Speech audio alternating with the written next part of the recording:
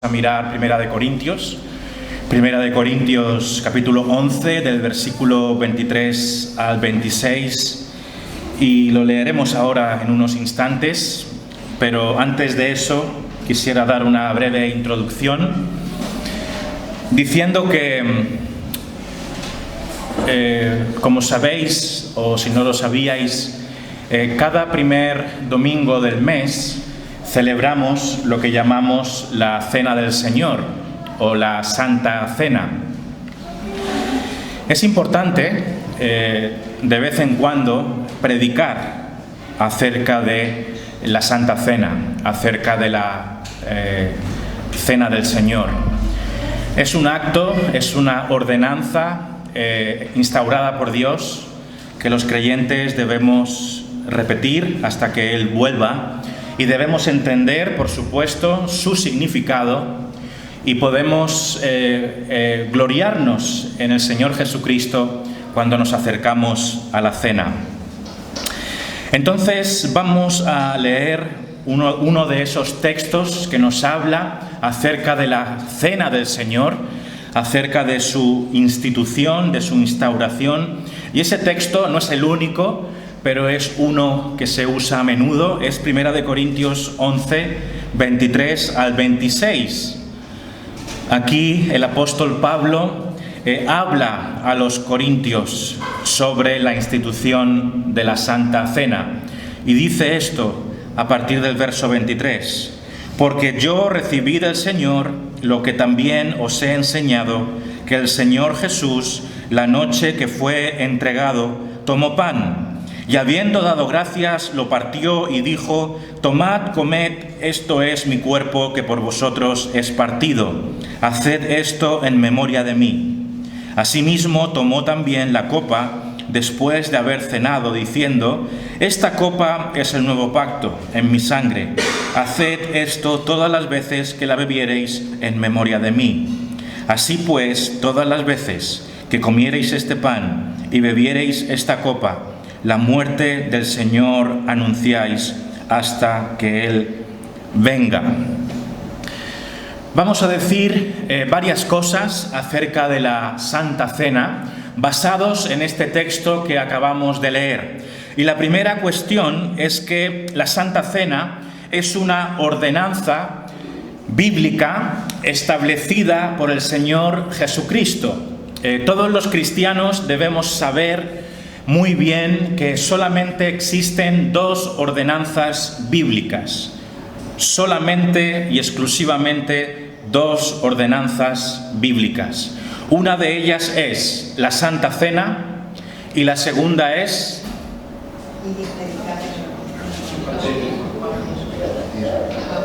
el bautismo. ¿Sí? El Señor instauró dos ordenanzas a la Iglesia: la Santa Cena y el bautismo. De hecho, las dos están muy íntimamente relacionadas, pero solamente vamos a hablar de la cena en el día de hoy. Con lo cual, lo primero que entendemos es que la Santa Cena no es un invento de ningún hombre, ni tampoco es ninguna propuesta de ninguna iglesia, de ninguna tradición, ni de ninguna organización. Fue el mismo Señor Jesucristo que mandó al pueblo de Dios a practicar la Santa Cena. Es una orden del Señor Jesucristo y como tal la obedecemos, porque es una ordenanza bíblica y hemos de hacerla.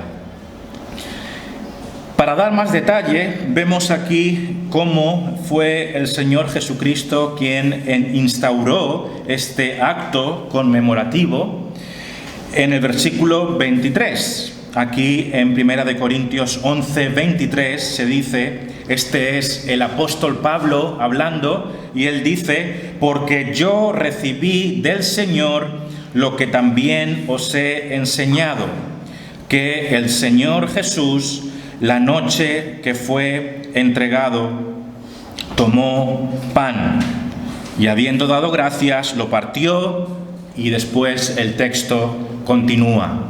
Entonces, ¿cuándo fue que el Señor Jesús instauró esta ordenanza? Pues la noche, sí, la noche en la que fue entregado, en la última cena. Ese fue el momento de la instauración de esta ordenanza bíblica. Es algo que ha de ser enseñado, es algo que ha de ser enseñado generación tras generación. Vemos aquí al mismo apóstol Pablo enseñando esto, ¿no? Este texto es una enseñanza a la iglesia. Dice el apóstol, versículo 23, yo recibí del Señor lo que también os he enseñado. Y ahí empieza a hablar de la Santa Cena. Esto también nos enseña que los maestros de la iglesia tienen que enseñar a la iglesia acerca de la Santa Cena. Necesitamos ser enseñados acerca de la Cena del Señor para que la practiquemos, dándole el significado adecuado, dándole la importancia adecuada, con una actitud también adecuada. Entonces, esto es lo primero. Celebramos la cena porque es una ordenanza bíblica del Señor Jesucristo y lo hacemos primeramente en obediencia a Él. Es un acto de obediencia. ¿De acuerdo? Segundo punto. La Santa Cena es un acto simbólico. Es un acto simbólico. Que nadie nos engañe, que nadie venga con otras ideas. La Santa Cena es un acto simbólico. Nos dice el versículo 24 y 25, y habiendo dado gracias, lo partió. Y habiendo dado gracias, lo partió. Eso fue lo que hizo el Señor Jesús en la última cena y dijo, tomad, comed, esto es mi cuerpo que por vosotros es partido, haced esto en memoria de mí. Y el versículo 25 dice, asimismo tomó también la copa después de haber cenado, diciendo, esta copa es el nuevo pacto en mi sangre. Haced esto todas las veces que la bebiereis en memoria de mí. La Iglesia evangélica o protestante históricamente ha interpretado que los símbolos de la Santa Cena son precisamente eso, símbolos. Y creo que debemos estar de acuerdo y debemos defender firmemente esta enseñanza. Es un acto simbólico, ¿de acuerdo? El pan no se convierte en nada, el vino no se convierte en nada. Lo podéis comprobar. Si sobra, sigue siendo pan y el vino sigue siendo vino y cualquier otra cosa que se diga no está en la Biblia. Entonces nosotros vamos a coger cualquier otra teoría, la vamos a filtrar con la Escritura y si el Señor no lo ha dicho, no le vamos a hacer ningún caso. Entonces hay que decirlo, porque vivimos en un ámbito, en un entorno donde la misa católica o la Eucaristía precisamente nos quiere enseñar ese error que ninguna persona debería creer, ¿de acuerdo? La Santa Cena es un acto meramente simbólico, es un recordatorio. Solo para nuestra información, esa teoría falsa, errónea, sin ningún tipo de fundamento en la palabra de Dios, aunque bueno, lógicamente si se malinterpreta puede haber un aparente fundamento, pero evidentemente no es la enseñanza bíblica. Esa teoría católica es la que se conoce como la transustanciación, ¿no? Que es esa conversión supuesta, esa supuesta conversión, transformación del vino en la sangre de Cristo, del pan en su cuerpo, pero como digo, nosotros no debemos creer eso. Nosotros debemos tener la Santa Cena sabiendo que es un acto meramente simbólico. ¿De dónde vino este error, esta falacia? Bueno, pues de una interpretación literalista de la Biblia, seguramente con otras intenciones de interés, porque si os fijáis en el texto bíblico, ¿qué dijo el Señor? El Señor dijo: tomad, comed, esto es mi cuerpo. Sí, esto es mi cuerpo. Pero bueno, así es muy fácil inventar pues cualquier tipo de ideología, ¿no? Si cogemos las cosas literales, pues podemos inventarnos lo que bien queramos inventarnos. Evidentemente, el Señor Jesucristo está hablando en términos simbólicos, ¿sí? Porque, o si no, apliquemos la literalidad a todo. Este mismo texto dice: esta copa es el nuevo pacto. Esta copa es el nuevo pacto. Apliquemos la literalidad también, ¿no? Esa copa de esa noche fue el nuevo pacto. Evidentemente no es así.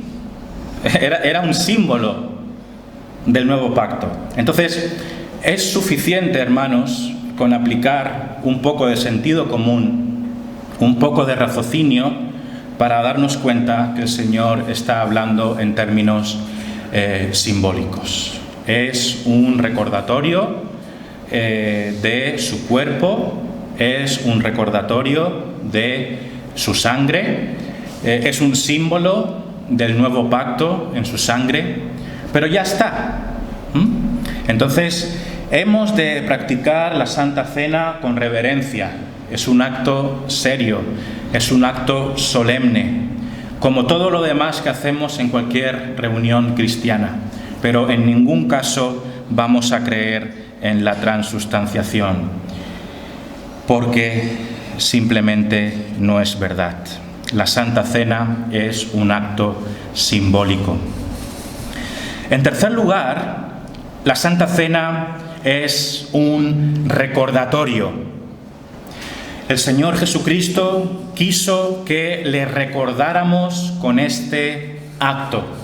Él quiso que tuviéramos memoria de Él con este acto y que recordáramos de manera específica su muerte en la cruz, esa sangre preciosa que nos lavó de todos nuestros pecados, ese cuerpo que fue crucificado por amor a nosotros. Esa fue la voluntad del Señor Jesucristo, que le recordáramos a Él y a su sacrificio cada vez que hiciéramos este acto. Es un acto no solamente simbólico, sino que es un recordatorio. Nos lo dice también el 24 y el 25, porque dice: tomad, comed, esto es mi cuerpo que por vosotros es partido, haced esto en memoria de mí. Haced esto en memoria de mí.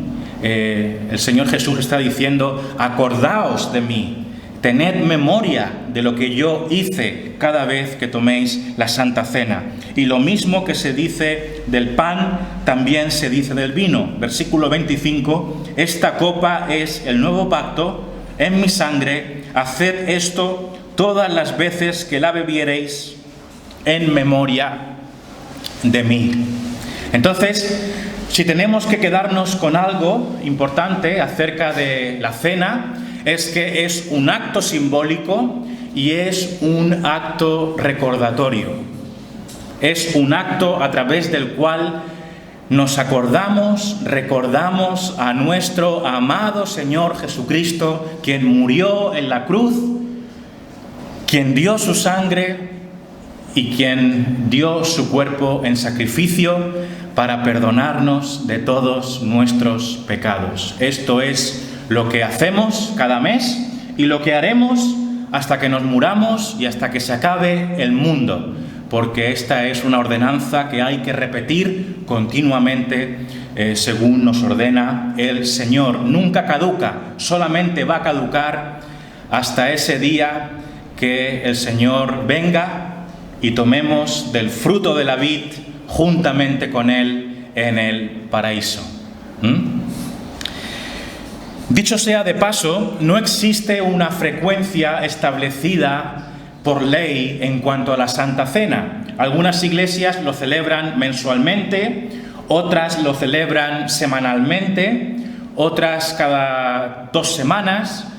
No hay una norma. Lo que hay que hacer es celebrarlo. Entonces, no debemos tener una postura muy estricta en cuanto a esto. Si una iglesia decide celebrarlo cada semana, no les mires mal. Y si una iglesia decide celebrarlo cada 2 meses, bueno, está bien, pero tampoco vamos a celebrarla una vez al año, ¿no? El sentido común también nos dice que si ha de ser un acto de la congregación, conviene que tenga más o menos una frecuencia seguida, ¿no? Yo diría, sin ser palabra de Dios, pues que cada semana o cada mes y medio estaría bien, ¿no? También es sentido común que la Iglesia pueda participar. Si tú la haces una vez al año, pues seguramente vas a tener algún miembro que no la va a tomar en 2 años, porque a lo mejor ese día no viene. Entonces, seamos razonables. Y bueno, nosotros la hacemos una vez al mes, pero podríamos decidir hacerla cada 2 semanas y tampoco pasaría nada. Entonces, la Santa Cena es un acto simbólico, es un acto a través del cual recordamos la muerte del Señor Jesucristo, y es algo que tenemos que hacer a menudo. Número 4, y me voy a detener un poquito más en esto, y es que la Santa Cena, y en este texto específicamente la copa, aunque lo que se dice de la copa pues se puede decir del acto en sí, es algo que nos habla del nuevo pacto. Fijaos lo que dice el propio Señor Jesucristo en el versículo 25.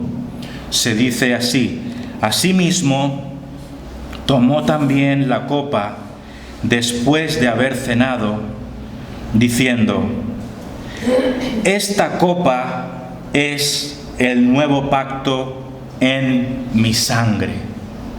Esta copa es el nuevo pacto en mi sangre. Aquí hay un término muy importante que es el nuevo pacto. El nuevo pacto. Si tú eres cristiano, tienes que saber qué significa el nuevo pacto. Y aquí el Señor nos está diciendo que esa copa que simboliza la sangre que Él iba a derramar en la cruz, nos habla de ese nuevo pacto.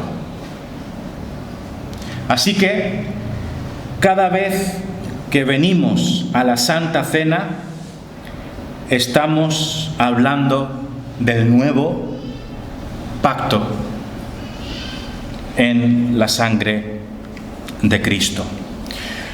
Bien, cuando entramos en el asunto de los pactos en la Biblia, la verdad es que es un tema bien amplio, bien interesante. No es el día hoy para entrar en el tema de los pactos. Hay bastantes pactos, de hecho. Hoy vamos a mencionar 2, pero hay más de 2. Pero para no complicarlo, vamos a hablar simplemente del nuevo pacto y diremos algunas cosas acerca de lo que llamamos el antiguo pacto. Nos vamos a quedar con eso. Lo podríamos complicar bastante más, porque hay más pactos de los cuales hablar en la Biblia. pero vamos a quedarnos solamente con dos pactos hoy, con el nuevo pacto del cual habla el Señor Jesucristo en el contexto de la Santa Cena, y después diremos algunas cosas del antiguo pacto que tiene que ver con el Antiguo Testamento. Entonces, un pacto sabemos que es algo que se hace entre dos partes, ¿no? Viene a ser un contrato, viene a ser un acuerdo. Eso lo entendemos, eso es un pacto. Y vamos a empezar con el nuevo pacto. El nuevo pacto tiene una particularidad, porque a diferencia del antiguo pacto, el nuevo pacto tiene más bien un carácter de promesa. Tiene más bien un carácter de promesa unilateral por parte de Dios. ¿Entendemos eso de unilateral? ¿Sí? Bilateral es cuando son dos partes las que tienen que cumplir, ¿no? Cuando hablamos del nuevo pacto, si bien se le llama pacto, tiene una naturaleza un poquito diferente, porque tiene más bien que ver con una promesa que Dios cumple, que depende de Él más que de nuestro buen hacer. Es un pacto en forma de promesa unilateral de salvación. Para que nos entendamos, el nuevo pacto es el Evangelio. El nuevo pacto es el Evangelio. Dios decide salvarnos y Él lo hace a través del Señor Jesucristo, muriendo en la cruz, dando su sangre, dando su cuerpo para redimirnos. Ese es el nuevo pacto. Por eso es el mejor pacto. Es un pacto perfecto, es un pacto eterno, es un pacto que salva, es un pacto que requiere un único sacrificio suficiente para borrar todos nuestros pecados una vez y para siempre. Gloria a Dios por el nuevo pacto, porque es nuestra salvación eterna perfecta.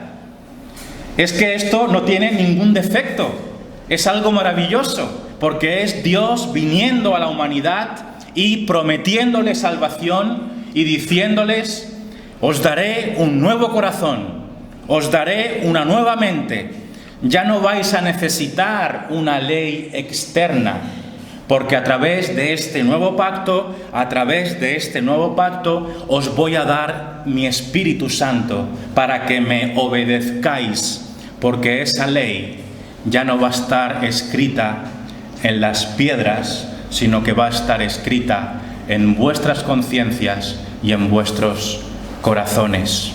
Entonces, el nuevo pacto es una promesa unilateral de salvación definitiva que Dios se propone ejecutar, y Él la ejecuta con toda la perfección a través del Señor Jesucristo. Dios salva a su pueblo cumpliendo su promesa, que es el Evangelio. ¿Qué hemos de hacer nosotros para ser parte de para recibir esa salvación? Arrepentirnos de nuestros pecados y confiar, creer en el Señor Jesucristo. Nuevo pacto es la promesa unilateral de salvación definitiva por parte de Dios. Es el Evangelio. El nuevo pacto es para la Iglesia. Esto es importante. ¿Quiénes son los receptores? ¿Quiénes son los partícipes de ese nuevo pacto? Pues si es un pacto en su sangre, ¿sí? Así es como la Biblia define este nuevo pacto, ¿no? El Señor Jesucristo dice: esta copa es el nuevo pacto en mi sangre, en mi sangre. Ese pacto es hecho realidad, es ejecutado en aquellos que se benefician de su sangre. ¿Quiénes son esos? Los creyentes.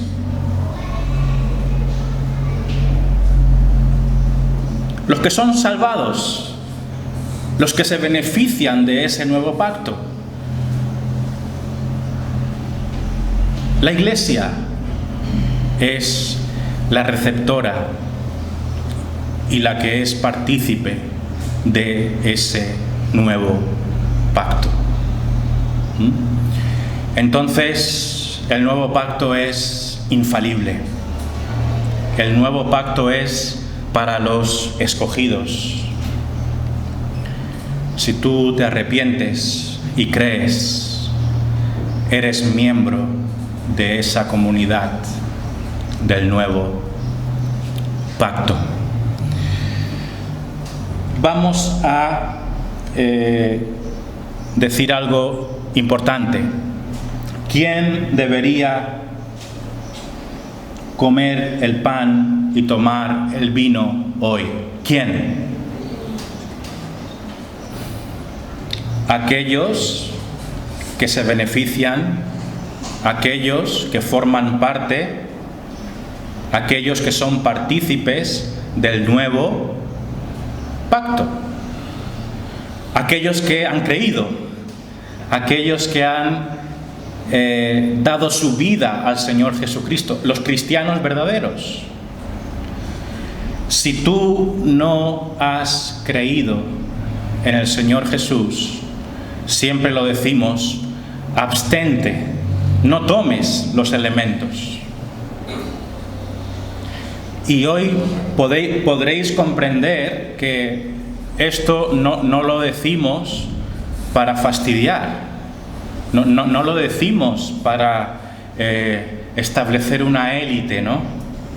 No, simplemente lo decimos porque este vino y este pan, que son símbolos, simbolizan el nuevo pacto de Dios, que aplica solamente a aquellos que han sido redimidos, salvados, regenerados, limpiados por Dios. ¿Has sido tú limpiado por la sangre de Cristo?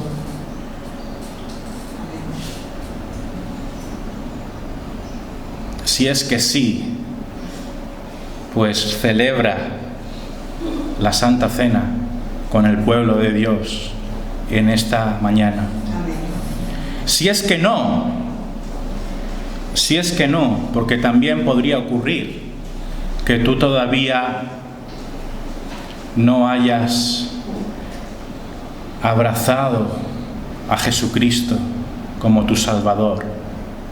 ¿Por qué no lo has hecho? ¿Por qué dudas?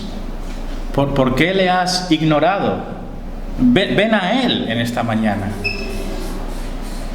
Arrepiéntete en esta mañana. Cambia tu vida en esta mañana. ¿Qué tienes que hacer? Bueno, aquí a lo mejor estás escuchando palabras un poco raras de pacto y todo eso, pero lo que tienes que hacer es muy sencillo. Da tu brazo a torcer. No seas incrédulo. Arrepiéntete de tu maldad, arrepiéntete de tus pecados. Dile, Señor, perdóname por esta vida de incredulidad, de pecado que he llevado. Límpiame de toda maldad. Quiero estar contigo. Quiero que mi vida sea diferente. Hazlo. Lo tienes ahí. Esta mañana, hoy, ahora. No hace falta que vengas aquí, nadie te va a pedir que des un paso adelante ni nada de eso. Pero si no has todavía abrazado al Señor Jesucristo, esta mañana es tu día. Solamente tienes que arrepentirte de corazón y decir, perdóname Dios por mi pecado, quiero ser cristiano. Muéstrame tú cómo vivir la vida cristiana. El Antiguo pacto. Os quiero hablar un poquito del antiguo pacto. No hay mucho tiempo, pero para que tengamos una idea.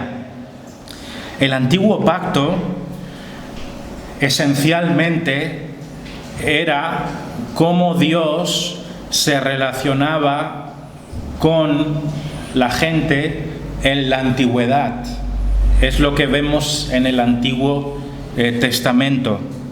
¿Qué vemos en el Antiguo Testamento? Pues vemos un sistema de leyes, ¿no? La ley de Moisés dada al pueblo de Dios para que la cumpliese, algo que el pueblo constantemente, algo en lo que el pueblo constantemente fracasó. El Antiguo Pacto se caracteriza por una continua desobediencia de los hombres. Nunca fueron capaces de cumplir la ley de Dios. El antiguo pacto es cuando se da la ley de Moisés para que el pueblo la cumpla y se esperaba obediencia de la gente, una obediencia que no llegó nunca. Entonces, ahí entran en juego los sacrificios del antiguo pacto. ¿Cuáles son esos sacrificios? Pues los sacrificios de los animales que se entregaban una y otra vez de manera simbólica para apaciguar esa ira de Dios, una ira que en realidad no iba a ser de manera efectiva apaciguada hasta que viniera el nuevo pacto y el Señor Jesucristo ofreciera su sangre y su cuerpo para apaciguar la ira de Dios de una manera definitiva. Quisiera leeros unas palabras importantes en el tiempo del antiguo pacto, pero lo que quiero que nos quedemos cuando hablamos del antiguo pacto es que tiene que ver con las leyes del Antiguo Testamento, tiene que ver con esos sacrificios que se tenían que repetir una y otra vez por sacerdotes humanos, pero que eran incapaces de borrar los pecados del corazón en realidad, ¿vale?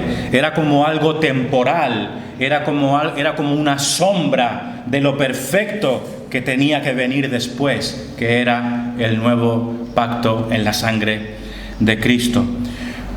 Pero lo que vemos es que ya en el tiempo del antiguo pacto se nos anticipa ese nuevo pacto.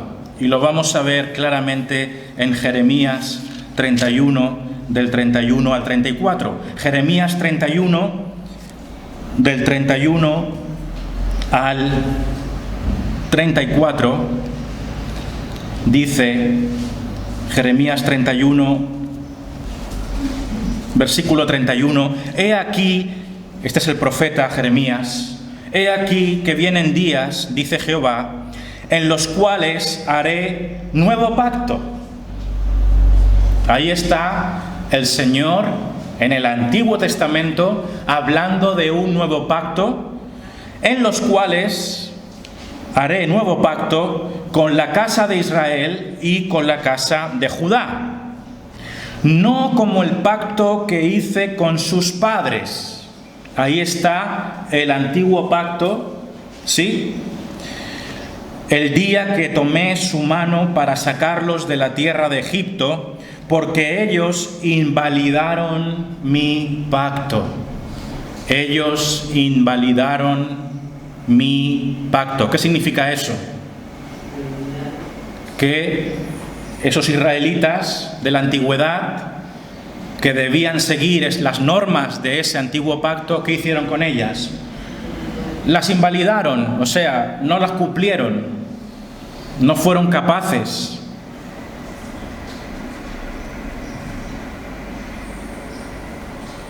El antiguo pacto nos habla de nuestra necesidad de Cristo. ¿Es así? El antiguo pacto nos habla de nuestra necesidad de Cristo, porque el antiguo pacto, con sus normas incumplidas por nuestra parte, nos muestran que somos incapaces de obedecer a Dios. Eso es lo que tú eres y lo que yo soy. Alguien incapaz de cumplir las normas de Dios. Y como tú y yo somos incapaces, necesitamos a Cristo. Necesitamos un mejor pacto, porque en el viejo pacto estamos muertos. En el antiguo pacto no hay esperanza, porque la expectativa está en que nosotros cumplamos. Alguien dijo que incluso hoy hay personas que dicen estar en el nuevo pacto, pero que viven sus vidas como si estuvieran en el viejo, tratando de ganar el favor de Dios a través de sus propios sacrificios y esfuerzos, cuando sabemos que la ley de Dios no está para que nadie se gane salvación. La ley de Dios está para mostrarnos con claridad nuestra incapacidad y nuestra insuficiencia. ¿Te das cuenta de que sin Cristo estás perdido? Sin Cristo estamos perdidos, perdidísimos, incapaces de cumplir las expectativas de Dios. Pero gracias a Dios que hay un nuevo pacto en la sangre de Cristo. Dice aquí Jeremías: no como el pacto que hice con sus padres el día que tomé su mano para sacarlos de la tierra de Egipto, porque ellos invalidaron mi pacto, aunque fui yo un marido para ellos, dice Jehová. Ahí nos habla de la fidelidad de Dios con su pueblo en el tiempo antiguo, pero la infidelidad del pueblo para con Dios en el tiempo antiguo. Pero este es el pacto que haré con la casa de Israel después de aquellos días, dice Jehová. Esto es el versículo 33. Y fijaos: daré mi ley en su mente y la escribiré en su corazón, y yo seré a ellos por Dios y ellos me serán por pueblo. Esto es algo muy importante, esto es algo glorioso. Lo que nos dice la Biblia aquí es que en el nuevo pacto que es el Evangelio, que es cuando Dios viene a tu vida hoy, en ese nuevo pacto, Dios nos da su ley y la escribe en nuestra mente y la escribe en nuestro corazón. O sea, la conversión cristiana es algo interno. Es cuando Dios te dice lo que has de obedecer, pero te lo mete dentro de tal manera que no puedes hacer otra cosa sino obedecer a Dios, porque esta es la gloria del nuevo pacto. Es cuando Dios escribe sus leyes en tu corazón. Hay un cambio de ser interno. En lo más profundo de tu corazón eres cambiado por Dios. Y ya las normas de Dios no son simplemente leyes externas que el predicador dice o leyes que están en unas tablas. No, están en tu mente, están en tu corazón, porque el Espíritu de Dios está dentro de ti y te habla. Y lo que Dios quiere que hagas es también tu deseo. Esta es la conversión. Esto es lo que significa ser cristiano. Es tener las normas de Dios escritas en lo más profundo de tu ser. Y por eso tu vida cambia. Te han reformateado. ¿Sí? ¿Entendemos esa expresión? Te han reformateado. Ya eres otro. Eres otra persona. Tienes la ley de Dios escrita en tu mente. Ya cuando vas a pecar, eso tú eres otro. Ya el pecado te empieza a dar asco. El pecado te empieza a molestar. Llega un momento en el que no lo toleras, porque hay santidad dentro de ti. Está el Espíritu Santo hablándote. Esto es ser cristiano. Esto es formar parte de la comunidad del nuevo pacto. Y solo los que viven y sienten eso deberían tomar esta cena y gloriarse, ¿no? Cuando venimos a la cena podemos venir dándole gloria a Dios porque Él lo ha hecho todo. Gracias, Señor, porque a través de tu sangre y de tu cuerpo entregado me has dado un nuevo corazón. Ya no quiero pecar porque tú has cambiado mi corazón. Gracias, Señor, por haber hecho eso, porque si no yo querría seguir haciendo otras cosas. Entonces, ¿qué cosa tan importante? Aquellos, ¿quiénes son los que deberían tomar la cena en este día? Aquellos que tienen la ley de Dios escrita en su mente y en su corazón. Solamente esas personas deberían tomar la Santa Cena.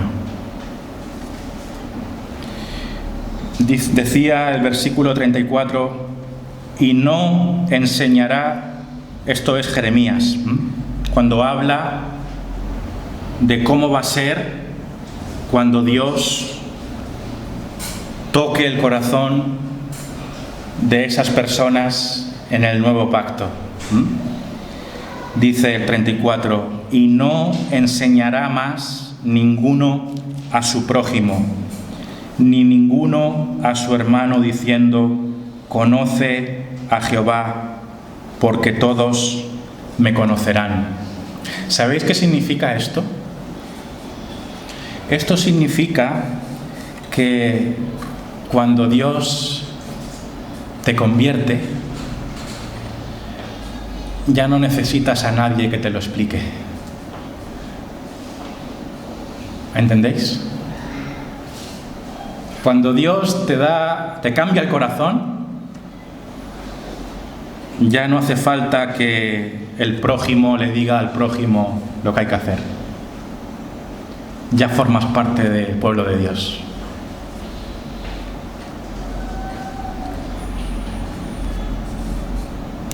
Muchas veces a la gente se le predica, cree en Jehová, conoce al Señor, haz esto, haz lo otro, cree, conviértete, una y otra vez.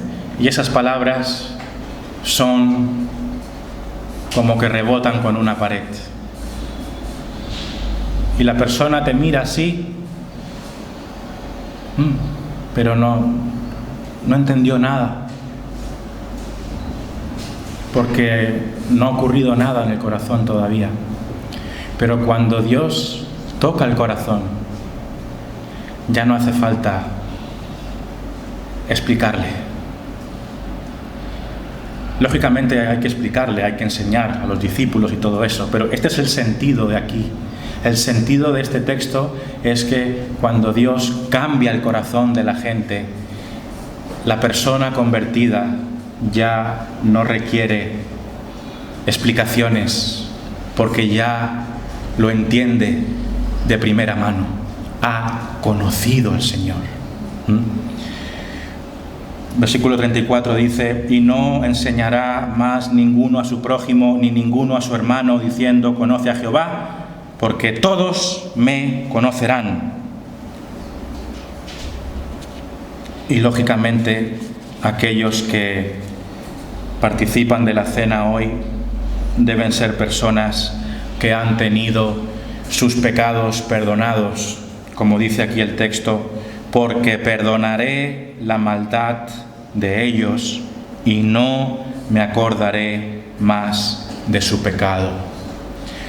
¿Has tenido tú todos tus pecados perdonados por Dios? ¿Has sentido eso? Si lo has hecho, si eres cristiano, puedes tomar la cena en esta mañana. Terminamos con un aspecto más. La Santa Cena es un anuncio de la muerte del Señor hasta que Él vuelva.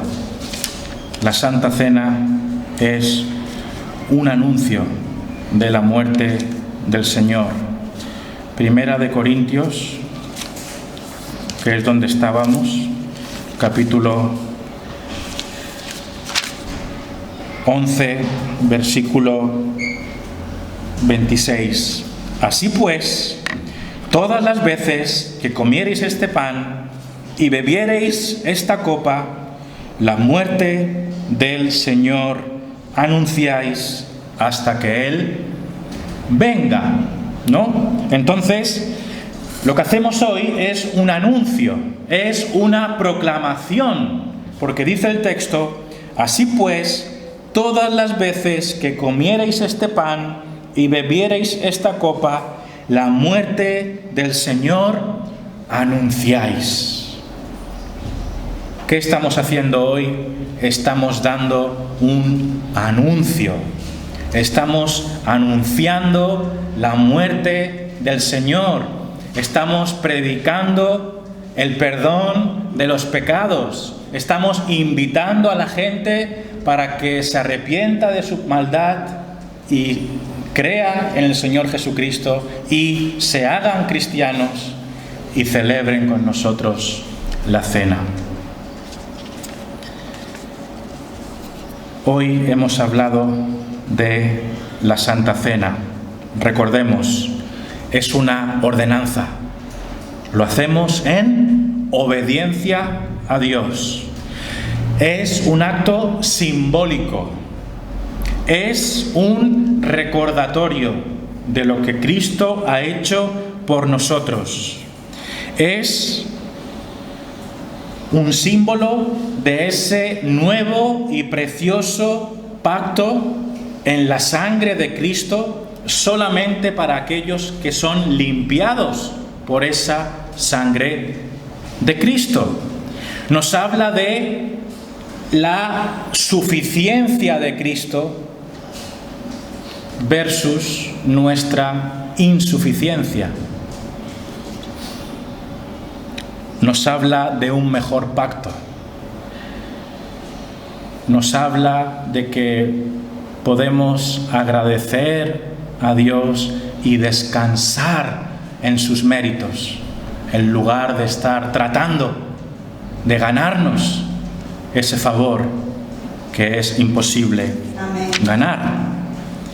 Y es un anuncio para ti, es un anuncio para que creas, es un anuncio para que algún día puedas venir también a celebrar y a recordar al Señor Jesucristo con nosotros. Amén.